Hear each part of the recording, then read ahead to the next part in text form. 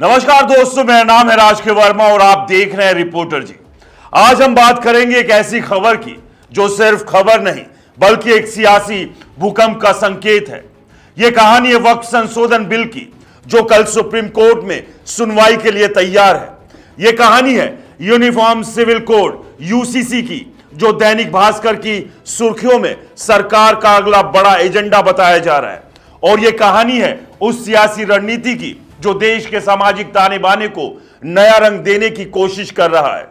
दोस्तों, लेकिन सवाल यह है, क्या सरकार ने वक्फ बिल लाकर खुद के लिए मुसीबत मोल ले ली है? और क्या यूसीसी का जिक्र इस मुसीबत को दबाने की कोशिश है? आइए इस कहानी को धीरे धीरे खोलते हैं, तार जोड़ते हैं ताकि सच्चाई की तस्वीर साफ हो। 15 अप्रैल 2025 दिल्ली का सुप्रीम कोर्ट कल यानी 16 अप्रैल को एक ऐसा मामला सुनवाई के लिए तैयार है जो पिछले कई महीनों से देश की सियासत को गरमाए हुए है। वक्फ संशोधन बिल यह वही बिल है जिसे केंद्र की मोदी सरकार ने अगस्त 2024 में संसद में पेश किया।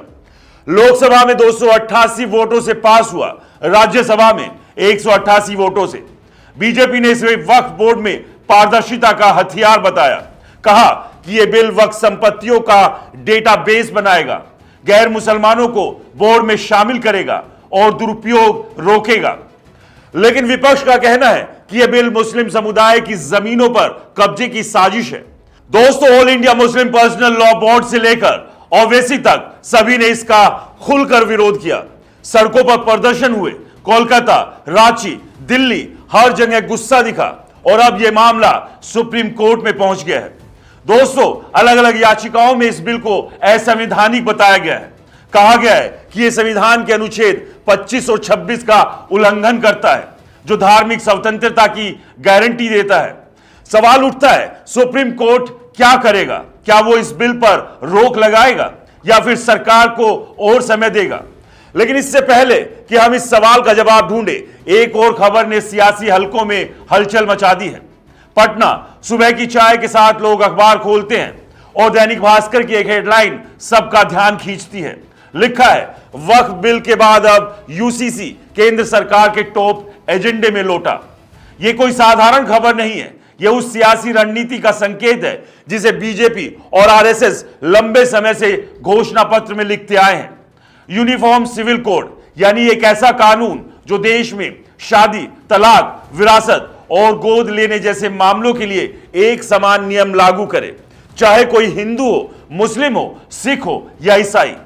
बीजेपी इसे सामाजिक समानता का हथियार बताती है, लेकिन विपक्ष इसे धार्मिक स्वतंत्रता पर हमला कहता है। खबर बताती है कि 23वां विधि आयोग इस दिशा में काम शुरू कर चुका है। 2 सितंबर को अधिसूचना जारी हुई। सुप्रीम कोर्ट के रिटायर्ड जज जस्टिस दिनेश माहेश्वरी को इसका अध्यक्ष बनाया गया। इससे पहले 22वां विधि आयोग यूसीसी का ड्राफ्ट तैयार कर चुका है। 1 करोड़ लोगों ने अपने सुझाव दिए, लेकिन फिर मामला ठंडे बस्ते में चला गया। और अब जब वक्फ बिल को लेकर हंगामा मचा है, यूसीसी का जिक्र फिर से क्यों? सवाल उठता है, सरकार इतनी जल्दबाजी में क्यों है? वक्फ बिल को अभी संसद में पारित हुए 6 महीने भी नहीं हुए, सुप्रीम कोर्ट में उसकी सुनवाई शुरू होने वाली है, फिर यूसीसी का जिक्र अचानक क्यों?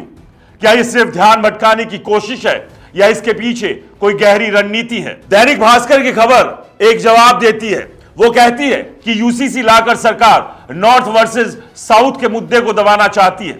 डीएमके के नेता एमके स्टालिन ने डिलिमिटेशन को लेकर बड़ा मुद्दा बनाया। उनका कहना है कि 2026 की जनगणना के बाद डिलिमिटेशन होगा और इससे दक्षिण भारत की सीटें कम हो सकती है जबकि उत्तर भारत की सीटें बढ़ेगी। स्टालिन इस बीजेपी की साजिश बताते हैं, कहते हैं कि यह हिंदी पट्टी में बीजेपी की ताकत को बढ़ाने की कोशिश है। लेकिन क्या यूसीसी इस मुद्दे का जवाब हो सकता है? क्योंकि यूसीसी का डिलिमिटेशन से कोई सीधा नाता नहीं है, फिर सरकार इसे क्यों उठा रही है? शायद जवाब सियासी तापमान में छिपा है। दोस्तों, पिछले कुछ सालों में बीजेपी ने अपने हिंदुत्व के एजेंडे को पूरी ताकत से लागू किया। धारा 370 खत्म की, राम मंदिर बनवाया, सीए लागू किया और अब वक्फ बिल। हर बार एक नया मुद्दा, हर बार एक नया तापमान और हर बार वोटरों का मोबिलाइजेशन। वक्फ बिल ने समाज में एक नई बहस छेड़ दी। एक तरफ वो लोग जो इसे अल्पसंख्यक विरोधी बताते हैं, दूसरी तरफ बीजेपी जो इसे सुशासन का कदम कह रही है। लेकिन इस बहस का असली मकसद क्या है? शायद वो वोटरों को बांटना। एक तरफ हिंदू वोटर जो बीजेपी के साथ खड़े हो सकते हैं, दूसरी तरफ अल्पसंख्यक जो विपक्ष की तरफ जा सकते हैं, और इस बंटवारे में बीजेपी का फायदा दिखता है। दोस्तों, यूसीसी का जिक्र भी इसी रणनीति का हिस्सा हो सकता है, क्योंकि यूसीसी ने सिर्फ हिंदुत्व के एजेंडे को मजबूत करता है, बल्कि ये विपक्ष को भी एक मुश्किल सवाल देता है। अगर विपक्ष इसका विरोध करता है तो बीजेपी कह सकती है कि वो समानता के खिलाफ है, और अगर समर्थन करता है तो उनका अपना वोट बैंक नाराज हो सकता है। लेकिन इस सियासी खेल में बीजेपी अकेली नहीं है। दूसरी तरफ राहुल गांधी है जो संविधान और सामाजिक न्याय का झंडा उठाए हुए हैं। यूपी में अखिलेश यादव का पीडीए फॉर्मूला पिछड़ा, दलित, अल्पसंख्यक 2024 के लोकसभा चुनाव में कामयाब रहा। दोस्तों, बिहार में तेजस्वी यादव नौकरी और समानता की बात कर रहे हैं, और इन नेताओं का एक नया मोबिलाइजेशन समाज में धीरे धीरे रंग ला रहा है। राहुल गांधी बार बार कहते हैं संविधान खतरे में है, अखिलेश यादव कहते हैं हम पीडीए को एकजुट करेंगे, और तेजस्वी यादव नौकरी देने का वादा करते हैं। यह मोबिलाइजेशन उन जातियों तक पहुंच रहा है जो अब तक सियासत में हाशिए पर थी। छोटी दलित जातियां, गैर यादव पिछड़ी जातियां, और वो समुदाय जिनका कोई बड़ा नेता नहीं है। बीजेपी इसे देख रही है, आरएसएस इसे देख रहा है, और शायद यही वजह है कि वक्फ बिल के बाद अब यूसीसी का जिक्र आ रहा है, क्योंकि बीजेपी नहीं चाहती कि विपक्ष का यह मोबिलाइजेशन और मजबूत हो। वो चाहती है कि हिंदुत्व का तापमान बना रहे, और इसके लिए वो एक के बाद एक मुद्दे लाती रहेगी। अब बात करते हैं सुप्रीम कोर्ट की, क्योंकि वक्फ बिल की सुनवाई कोई साधारण मामला नहीं है। दोस्तों, सुप्रीम कोर्ट का इतिहास रहा है, वो सरकार के लिए कई बार मुश्किलें खड़ी करता है। इलेक्टोरल बॉन्ड का फैसला इसका सबसे बड़ा उदाहरण है। 2023 में सुप्रीम कोर्ट ने इलेक्टोरल बॉन्ड को असंवैधानिक करार दिया। दोस्तों, डिटेल सार्वजनिक करने का आदेश दिया, और उस फैसले ने सरकार की किरकिरी कराई।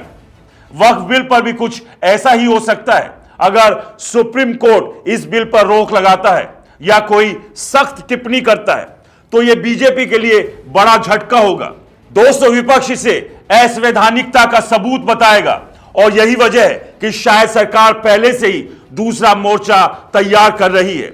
यूसीसी का जिक्र उसी तैयारी का हिस्सा हो सकता है, ताकि अगर वक्फ बिल पर कोई किरकिरी हो तो यूसीसी की हेडलाइन उसे दबा दे। लेकिन सवाल ये, क्या सुप्रीम कोर्ट ऐसा कोई कदम उठाएगा? अभी ये कहना जल्दबाजी होगी दोस्तों, क्योंकि सुनवाई कल से शुरू हो रही है, बेंच अभी तय नहीं है और मामला लंबा खिंच सकता है। लेकिन सुप्रीम कोर्ट की छोटी सी टिप्पणी भी सरकार के लिए परेशानी बन सकती है। दोस्तों, बात करते हैं उस बड़े सियासी दांव की जो इस पूरी कहानी का केंद्र है। दोस्तों, 2025 के साल के मध्य में हम खड़े हैं, और 2026 में कई बड़े राज्यों में चुनाव होने हैं। पश्चिम बंगाल, तमिलनाडु, असम और बिहार में भी इस साल के अंत में विधानसभा चुनाव है।